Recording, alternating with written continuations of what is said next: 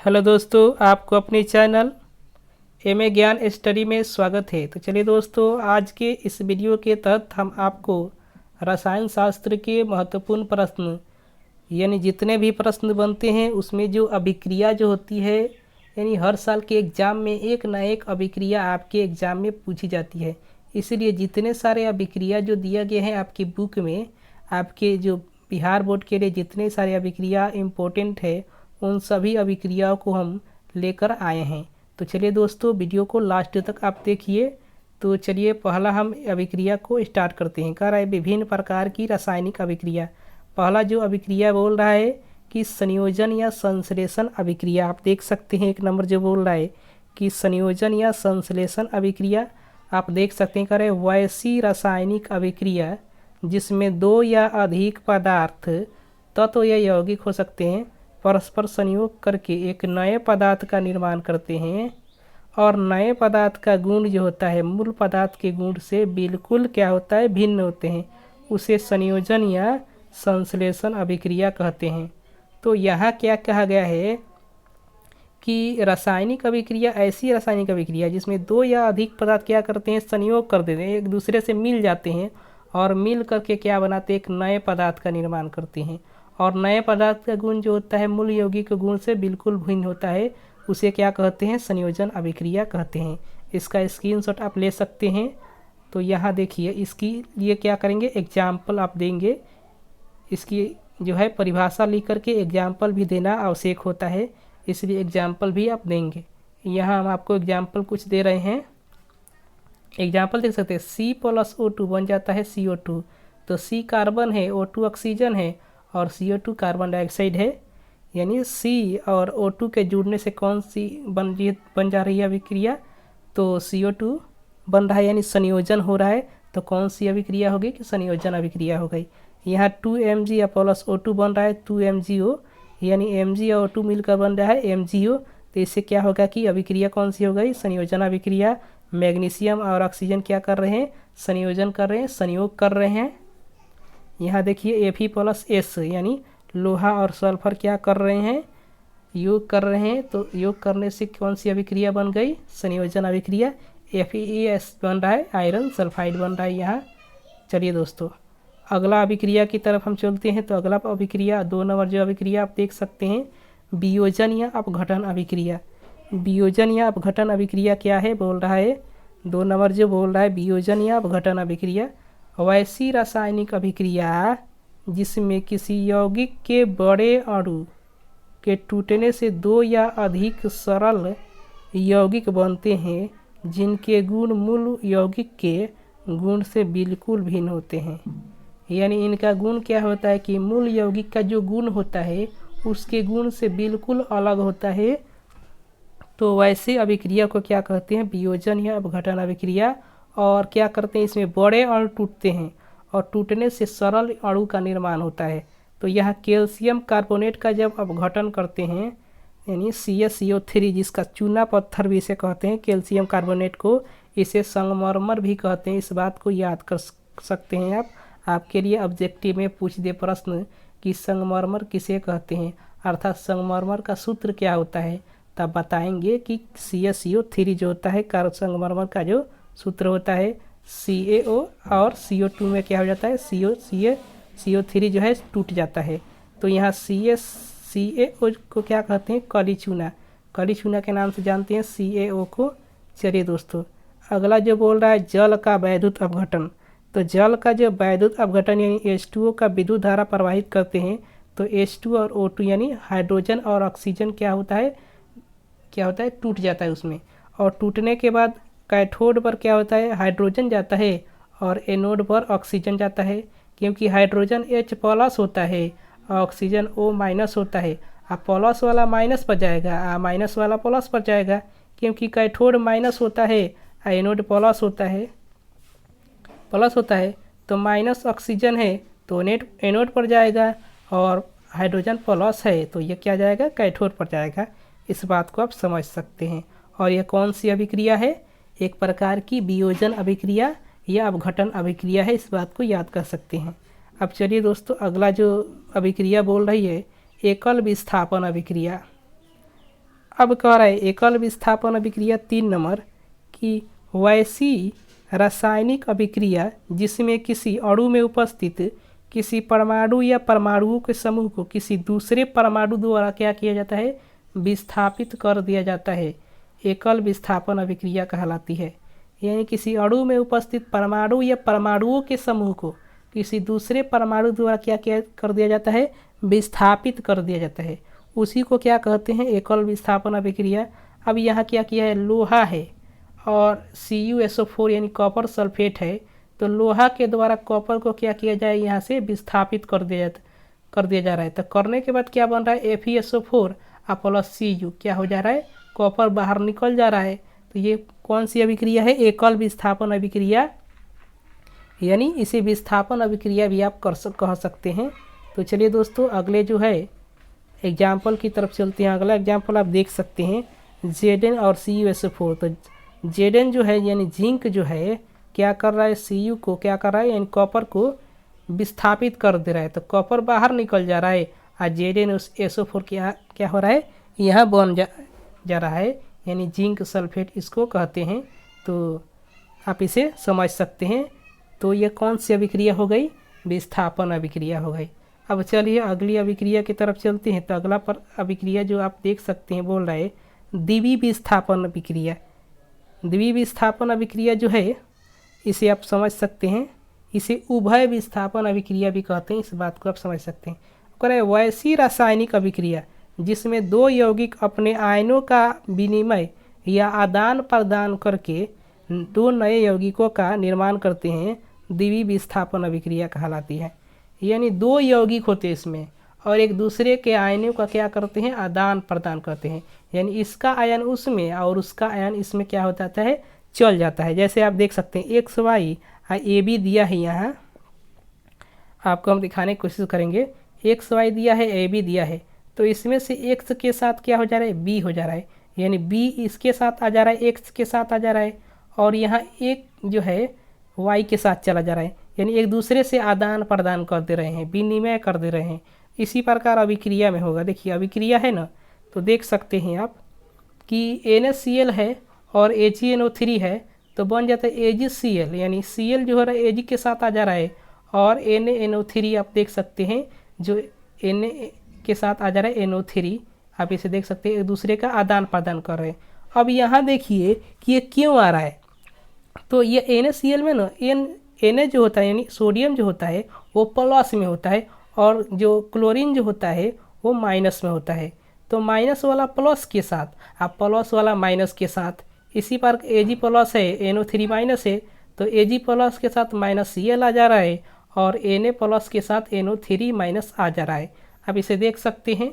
अब यही दूसरी अभिक्रिया बोल रहे हैं BaCl2 Na2SO4, BaCl2 Na2SO4, तो यहाँ भी आदान प्रदान हो रहा है, BaSO4 हो जा रहा है और 2NaCl, यानी Na के का साथ क्या आ जा रहा है, Cl आ जा रहा है यहाँ से Cl2 से।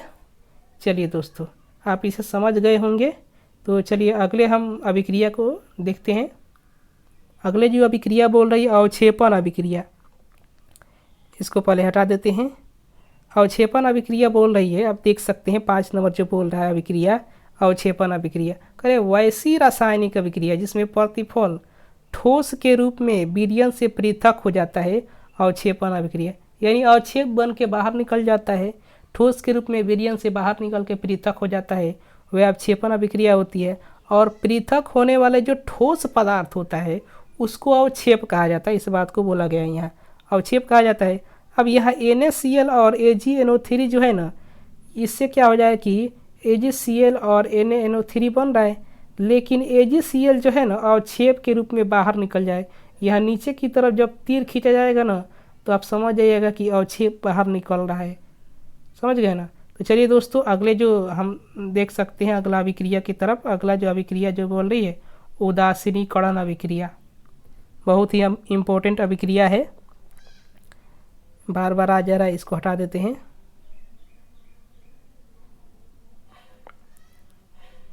हट गया। अब है 6 नंबर जो बोल रही है उदासीनीकरण अभिक्रिया। अब अगर वैसी रासायनिक अभिक्रिया जिसमें कोई अम्ल किसी भस्म के साथ अभिक्रिया करके लवण और जल बनाता है, उदासीकरण अभिक्रिया कहलाती है। यानी अम्ल और भस्म के बीच क्या होती है, इसमें अभिक्रिया होती है और दोनों एक दूसरे से जब अभिक्रिया करते हैं ना तो क्या बनता है, लवण बनता है और जल बनता है। यहाँ आप देख सकते हैं। अब क्या हुआ, यहाँ देखिए, यहाँ देखिए बोल रहा है कि HCl और NaOH, NaCl और H2O बन रहा है। तो HCl कौन सी अम्ल है, हाइड्रोक्लोरिक अम्ल है, और NaOH जो है सोडियम हाइड्रोक्साइड है। एक दूसरे से अभिक्रिया कर रहे हैं तो NaCl जो एक लवण है इसे साधारण लवण कहते हैं, यानी सोडियम क्लोराइड जो होता है साधारण नमक का सूत्र होता है। इस बात को आप याद कर सकते हैं। और जल यहाँ बन रहा है तो यहाँ आप समझ सकते हैं कि HCl हाइड्रोक्लोरिक अम्ल है और NaOH क्या है, एक भस्म है जिसे सोडियम हाइड्रोक्साइड कहते हैं। तो आप समझ सकते हैं। अगली अभिक्रिया आप देख सकते हैं H2SO4 सल्फ्यूरिक अम्ल की अभिक्रिया जब क्या करते हैं, KOH यानी पोटेशियम हाइड्रोक्साइड के साथ क्या कराते हैं अभिक्रिया, तो K2SO4 और H2O बनता है, तो पोटेशियम सल्फेट और जल बनता है। आप इसे समझ सकते हैं। इस अभिक्रिया को आप संतुलित करेंगे तो ऐसा ही बनेगा। चलिए 7 नंबर प्रश्न आप देख सकते हैं। 7 नंबर जो बोल रहा है अभिक्रिया प्रकाश रासायनिक अभिक्रिया करें, वैसी रासायनिक अभिक्रिया जो प्रकाश का अवशोषण करके घटित होती है, प्रकाश रासायनिक अभिक्रिया कहलाती है। यानी जो अभिक्रिया प्रकाश का अवशोषण करके घटित होती है उसको प्रकाश रासायनिक अभिक्रिया कहा जाता है। यह H2 और Cl2 जो है ना एक दूसरे से अभिक्रिया प्रकाश की उपस्थिति में ही कर सकते हैं। इसको अंधेरे में रखेंगे तो किसी प्रकार की अभिक्रिया नहीं होती है, लेकिन इसको प्रकाश में जब रख देते हैं ना तो ये अभिक्रिया तुरंत कर लेते हैं और HCl हाइड्रोजन क्लोराइड का निर्माण कर देते हैं। अब यहाँ एक और अभिक्रिया है प्रकाश संश्लेषण। यह भी प्रकाश रासायनिक अभिक्रिया का बहुत ही इम्पोर्टेंट उदाहरण है। तो देख सकते हैं 6CO2 और 6H2O और सूर्य के प्रकाश C6H12O6 जो है ग्लूकोज का सूत्र होता है और O2। आप इसे समझ सकते हैं कि प्रकाश संश्लेषण जो होता है कि इसके लिए अभिक्रिया अगर आपको लिखने के लिए कहा जाए तो इसी अभिक्रिया को लिख देंगे आप, तो आपको नंबर मिल जाएगा। अब यहाँ क्या कहा गया है कि यह एक प्रकाश रासायनिक अभिक्रिया है, इस बात को आप समझ सकते हैं। तो चलिए दोस्तों अगले जो है अभिक्रिया की तरफ चलते हैं।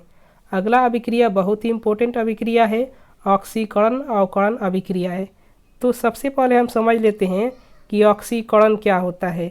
ऑक्सीकरण क्या होता है, एक नंबर जो बोल रहा है ऑक्सीकरण क्या होता है, तो वैसी रासायनिक अभिक्रिया जिसमें किसी तत्व या यौगिक से ऑक्सीजन का संयोग या किसी यौगिक से हाइड्रोजन का निष्कासन होता है, ऑक्सीकरण का कहलाती है, यानी ऑक्सीकरण अभिक्रिया कहलाती है। तो क्या हो रहा है, किसी तत्व से हाइड्रोजन का क्या हो रहा है, निष्कासन हो रहा है, लेकिन ऑक्सीजन का क्या हो रहा है, योग हो रहा है। ऑक्सीजन जुड़ रहा है और हाइड्रोजन निकल रहा है। तो वैसी अभिक्रिया को क्या कहते हैं, ऑक्सीकरण अभिक्रिया कहते हैं। अब यहाँ देखिए आपको बताना है कि यहाँ C है, इसके साथ O2 जोड़ रहा है यानी ऑक्सीजन जुड़ रहा है। तो जुड़ने के बाद क्या हो रहा है कि CO2 बन रहा है। तो ये कौन सी अभिक्रिया है, ऑक्सीकरण अभिक्रिया है। और S जुड़ रहा है और O2 क्या हो रहा है, यानी S के साथ सल्फर के साथ जो है O2 यानी ऑक्सीजन जुड़ रहा है तो SO2 बन रहा है। तो यह भी कौन सी अभिक्रिया है, ऑक्सीकरण अभिक्रिया है। अब बताते हैं अवकरण अभिक्रिया क्या होती है। अवकरण अभिक्रिया हम आपको बताने की कोशिश करते हैं करें कि वैसी रासायनिक अभिक्रियाएं जिसमें किसी तत्व या यौगिक के साथ हाइड्रोजन का संयोग होता है और किसी यौगिक से ऑक्सीजन का क्या होता है, निष्कासन होता है, अवकरण अभिक्रिया कहलाती है। यानी यहाँ क्या हो रहा है कि ऑक्सीजन का निष्कासन हो रहा है और हाइड्रोजन का क्या हो रहा है, संयोग हो रहा है। तो ये कौन सी अभिक्रिया हो गई, अवकरण अभिक्रिया हो गई। जैसे में आप एग्जाम्पल में देख सकते हैं H2 और O2 बन रहा है H2O।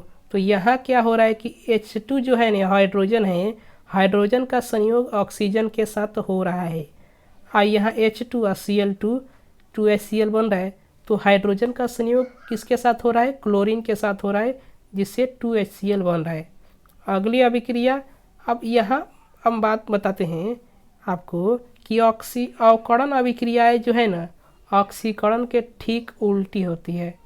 यानी इसमें क्या हो रहा है कि ऑक्सीकरण में ऑक्सीजन का संयोग होता है, तो अवकरण में ऑक्सीजन का क्या होता है, निष्कासन होता है। अवकरण में हाइड्रोजन का संयोग होता है, तो ऑक्सीकरण में हाइड्रोजन का निष्कासन होता है, आप देख सकते हैं। तो इसी प्रकार समझ सकते हैं। अगला जो बोल रहा है रेडॉक्स अभिक्रिया, बहुत ही इंपॉर्टेंट अभिक्रिया है। देखिए, ऑक्सीकरण एवं अवकरण एक विशेष प्रकार की रासायनिक अभिक्रिया है जो सदैव साथ साथ होती है। इन दोनों को सम्मिलित रूप से रेडॉक्स अभिक्रिया कहते हैं। यानी आपको बात बतानी है कि ऑक्सीकरण और अवकरण वैसी रासायनिक अभिक्रिया है जो हमेशा एक दूसरे के साथ साथ होती है, तो साथ साथ होने की वजह से इनको क्या कहते हैं, रेडॉक्स अभिक्रिया कहते हैं। अब यहाँ देख सकते हैं साथ साथ कैसे होती है अभिक्रिया, यह आप इसे देख सकते हैं। 2 एग्जाम्पल दिया गया। पहला एग्जाम्पल समझिए आप, पहला एग्जाम्पल आप समझिए जो बोल रहा है यहाँ। पहला एग्जाम्पल CuO और H2 बन रहा है Cu और H2O। तो यहाँ देखिए, यहाँ से ऊपर क्या, यहाँ अवकरण हो रहा है, क्योंकि यहाँ से ऑक्सीजन का निष्कासन हो रहा है, तो अवकरण हो रहा है। यहाँ ऑक्सीजन का निष्कासन हो रहा है। यहाँ H2, यहाँ ऑक्सीकरण क्यों हो रहा है, क्योंकि ऑक्सीजन H2 के साथ क्या हो रहा है, जुट रहा है, तो H2O बन रहा है। तो यहाँ ऑक्सीजन का संयोग हो रहा है, तो क्या हो रहा है, ऑक्सीकरण। इसे आप समझ सकते हैं। इसी बात को इसी प्रकार यहाँ समझ सकते, देखिए समझिए, H2S और Cl2 जो है ना, तो यहाँ क्या हो रहा है कि ऑक्सीकरण क्यों हो रहा है, क्योंकि हाइड्रोजन का निष्कासन हो रहा है। और Cl2 के साथ क्या हो रहा है कि अवकरण क्यों हो रहा है, क्योंकि हाइड्रोजन के साथ क्या हो रहा है कि इसका क्या हो रहा है, संयोग हो रहा है, तो अवकरण हो रहा है। तो चलिए दोस्तों, यही हम प्रश्न को समाप्त करते हैं और अगले प्रश्न के साथ आपके अगले वीडियो लेंगे। तब तक के लिए धन्यवाद।